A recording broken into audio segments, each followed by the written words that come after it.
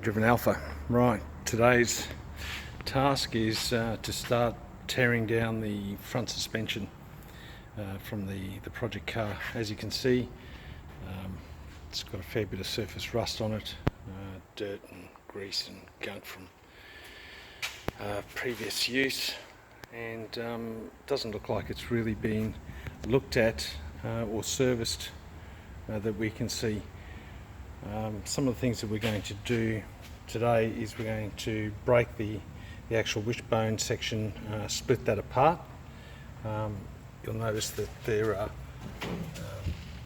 some nuts on this side here, some bolts that you can undo. Obviously connected via a ball joint there. That needs to be split off and lifted up off there. Then this section comes apart, and then what we'll do is we'll open up these caps here. There's some nuts in there. We'll unscrew those and split this apart, pull it apart, and then what you do is you end up with these components split apart, and they will have the bushes that are sitting inside them. Now, we've already used a press this morning to pull these out of a previous vehicle that we had. We've already started refurbishing some suspension, and you can see just the movement in these. Look at that, absolutely buggered. And a lot of people don't realise how important this is to the geometry of your steering. And if you're hearing some movement and creaking and cracking and some slop in your front suspension, get down and have a look at this section. What we'll do is once we pull this all apart, it looks pretty grubby at the moment, but we'll end up with pulling it apart, cleaning it up, polishing it up, repainting it, putting it all back together again. You end up with components like this. So not hard work. Just a little bit of effort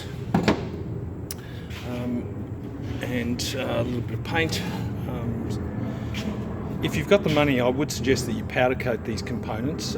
They do take a bit of a beating from the road, but if you haven't got the money for powder coating, give them a good clean blast and then prime them and paint them with a very good quality high gloss enamel. That'll last for a while, but it's not as bulletproof as powder coating. Discs themselves, we'll clean these up and have a look at them, see whether or not they need to be turned, but I don't think so. They don't look like they've got any major scoring in them, and these discs are very, very hardy. A lot of people are going to the expense of putting on some of the aftermarket Alfaholics kits onto their cars. They look great, etc., but the reality is, for the weight of these cars and the discs that are already on them, these cars were over-braked when they were built.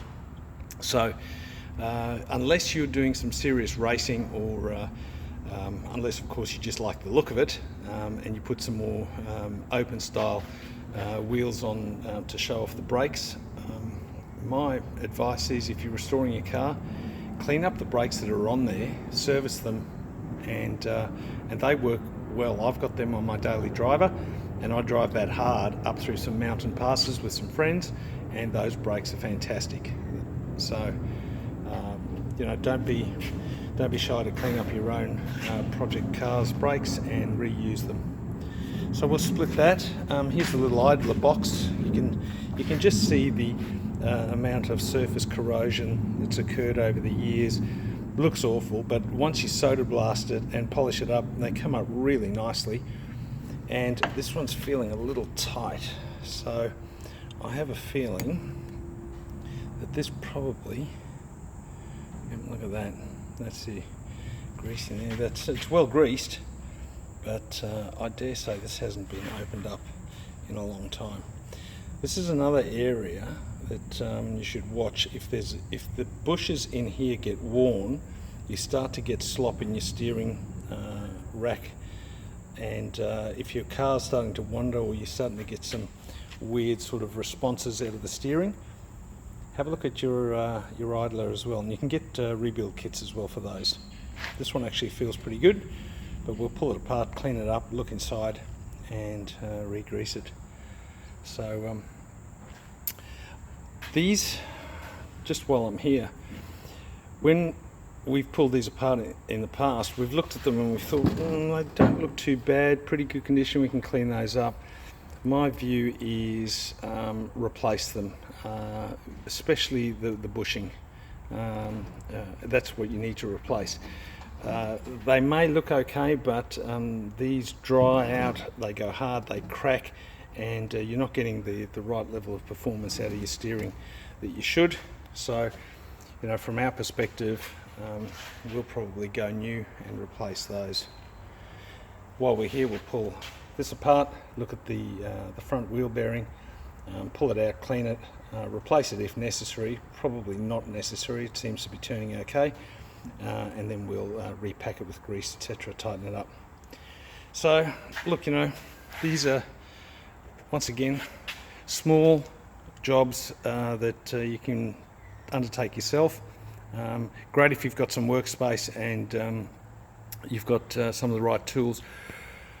I will say, if you've got access to a press, do use it. It's a lot safer and a lot quicker. In the past, we've pushed these bushes out with a vise and some sockets, but that's hard work and not really the best sort of result. So we have a press that we're using. That press there, I believe, in the order of $250, $300. Not a lot of money, and very, very useful.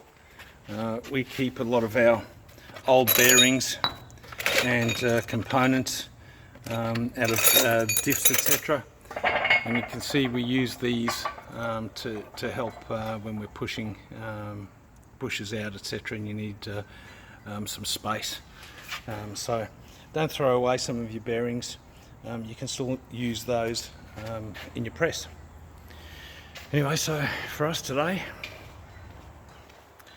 it's a bit of a mundane task, but an important one nevertheless. So we'll start pulling this apart and begin the process of rebuilding the front suspension. Hope you enjoyed that.